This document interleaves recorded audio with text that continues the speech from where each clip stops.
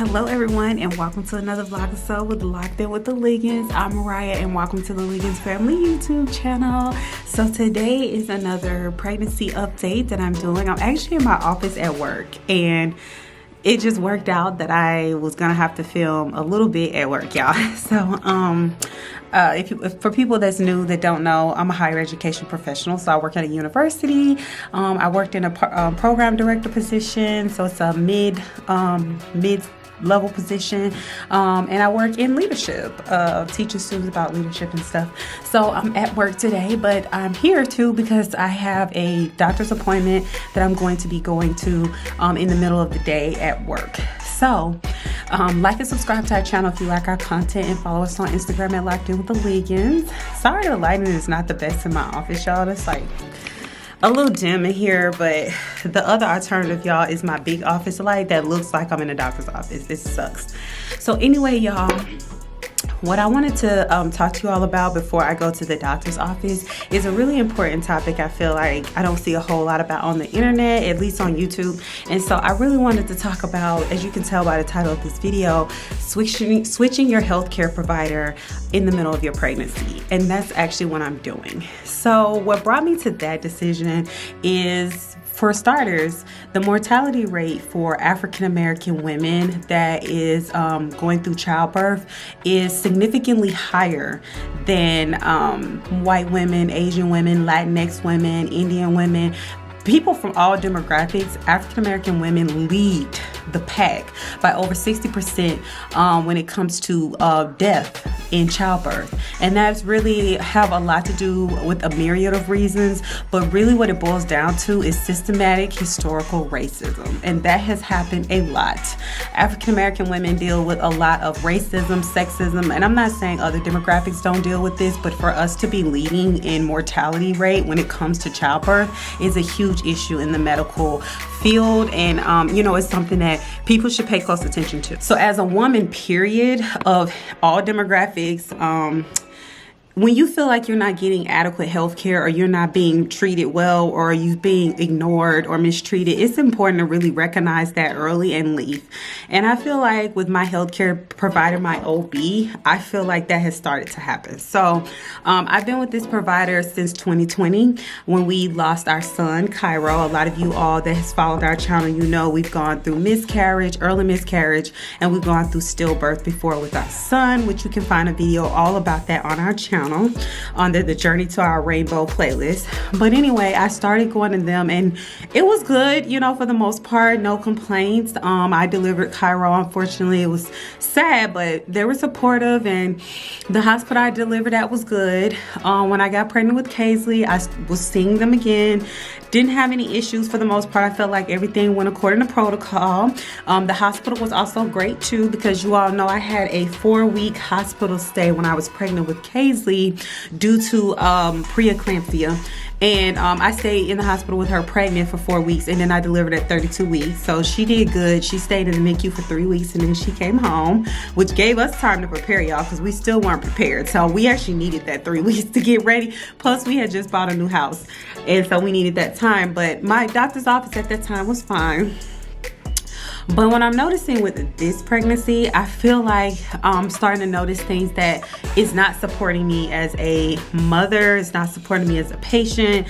They're not doing things I think that is good for me. And here is some things that I'm gonna name. So the first thing is, in Kaisley's pregnancy, I got diagnosed in the 3rd trimester with preeclampsia and gestational diabetes. So that means in the next pregnancy that I would have, one of the things that they do is an early glucose test to check to see if I have early gestational diabetes. They check early so that way they can treat it early. And they were supposed to check that at 12 weeks. I have attempted to get that test done for 3 attempts. I've even driven up there before with them knowing that I'm coming to do that glucose test. And you all probably saw that in the previous vlog that I went up there and they did not see me. So that's 3 times I've tried to get this test done. And y'all, they supposed to did it at 12 weeks. And I'm actually, as of today, when I'm filming this video, I'm 18 weeks and 5 days. No, I'm not. No, I'm sorry. I'm 17 weeks and 5 days. So I'll be 18 weeks on this coming up Sunday, and I still have not gotten that test. I have a doctor's appointment today with them. I called ahead of time to ask them if they were going to do the test and if they were doing any of the things that they haven't done with me in this appointment. The answer was no. So I gotta go, because that is something that if you need to do it early so that way it can protect me and baby, then do it. But since you haven't made it a priority to get it done, then I need to leave.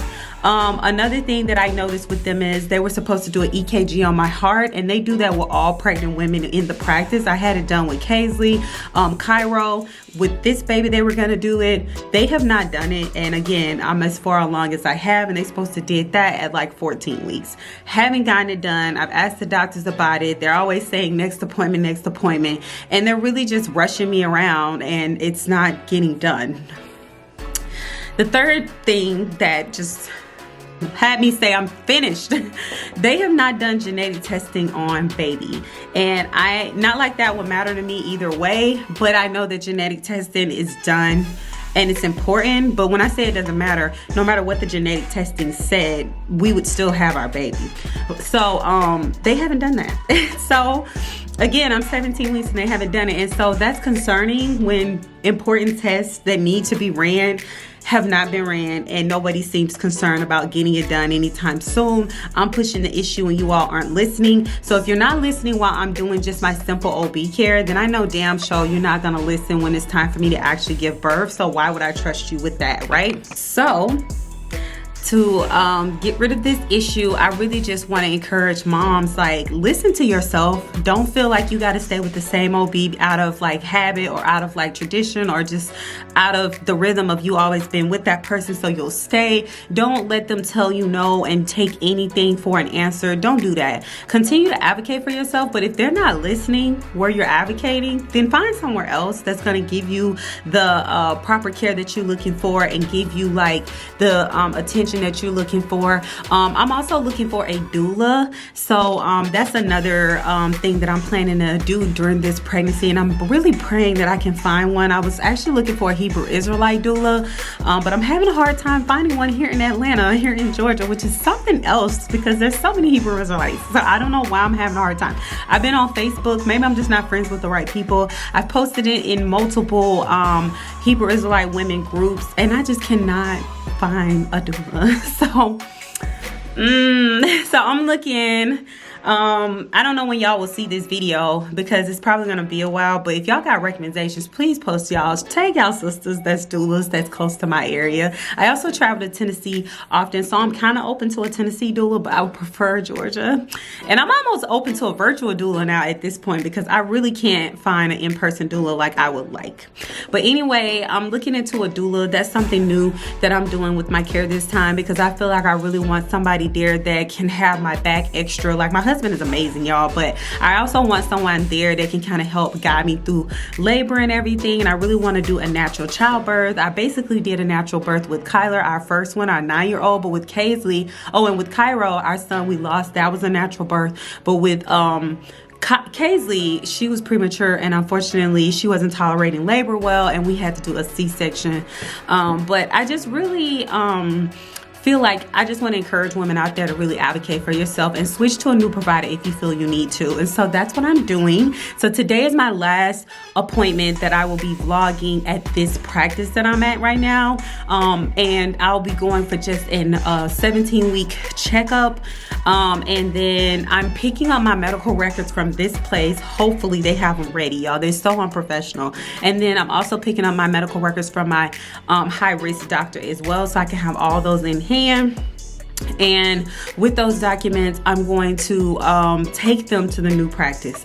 I don't know if I'll get to do all of that today because the new practice that I like closes at 12 noon. And looking at time and traffic in Georgia, that probably won't happen. I wish it would.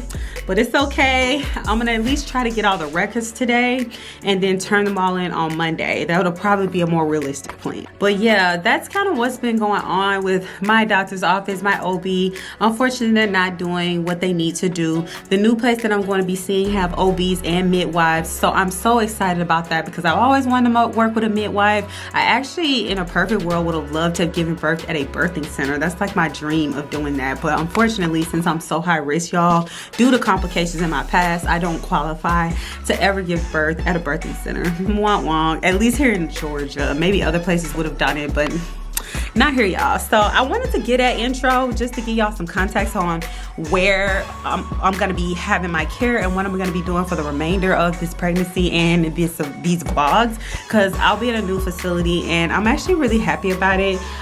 It was recommended to me actually by a sister, a couple sisters that have delivered at this particular hospital, and it's supposed to be amazing here in Georgia, and they also have worked with these doctors before, so I am taking their word for it and just don't go with them. I'm like, y'all, you don't have to tell me more than once, y'all. Like, clearly I need to leave this place and you telling me I need to leave this place, so I'm gonna go. So let me give y'all a bump shot. This is the bump, y'all, and I need to take more pictures this pregnancy. I have not taken a lot of pictures, y'all, but this is how I'm looking these days. Here, bump is actually not too big. Oh, let me focus the camera. Sorry, y'all, got blurry on y'all. This camera be getting blurry. Okay, hopefully that's better. But yeah, that's the bump, y'all. Like, little baby bump. Oh, yep, dropping the camera. Little baby bump. Right now the baby is 5 ounces. Well, that's what it was like 3 weeks ago when I went to the MFM, so we'll see. I have another appointment on Tuesday with the high risk doctor, so I'll be able to get much better footage for y'all and kind of give y'all an update on how much baby weighs. But baby was 5 ounces. Again, we do not know the gender of the baby, and we are not finding out the gender of the baby until we give birth, so it is going to be a surprise to my husband and myself. Like I said, I have a guess, but who knows? Whatever the Father gives us, as long as the baby is happy, healthy, and I'm happy and healthy, we are fine. And we're just thankful to the Father for the opportunity to just carry and bring new life into this world. So, but I do have I think I got an accurate guess, but we'll see. I don't know. So, the next clip y'all are gonna see is me going to the doctor. Hopefully everything goes well, y'all, but they annoy me so much that, so, I will see y'all very soon when I get in the car, or probably when I get there. All right, y'all, so I made it out of the appointment and I just got some lunch at Tropical Smoothie.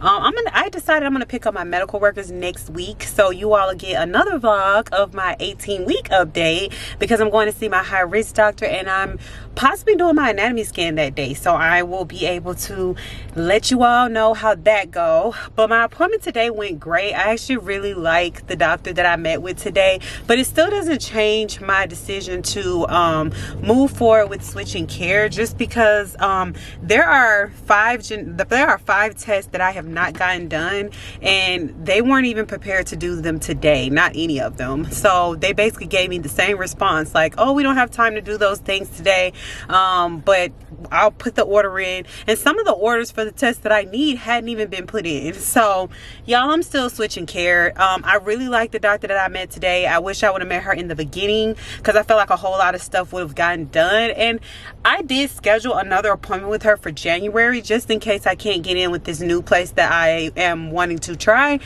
just to protect myself, to make sure I have prenatal care consistently. But I will say I'm still switching, y'all. Like, it doesn't change my decision. I like her, but I'm gonna move practices.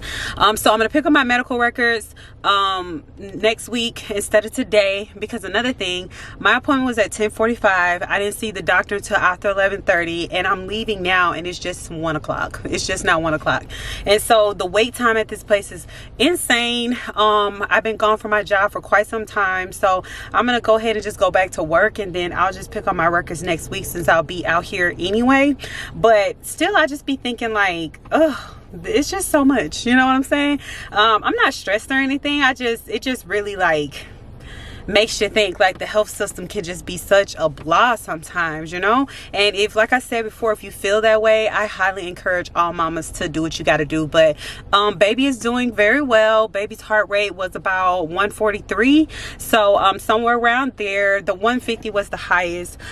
Baby was very active. Even though we didn't do an ultrasound, that took about 25 minutes for her to actually get the baby to sit still to be on the monitor, because the baby continued to move a lot.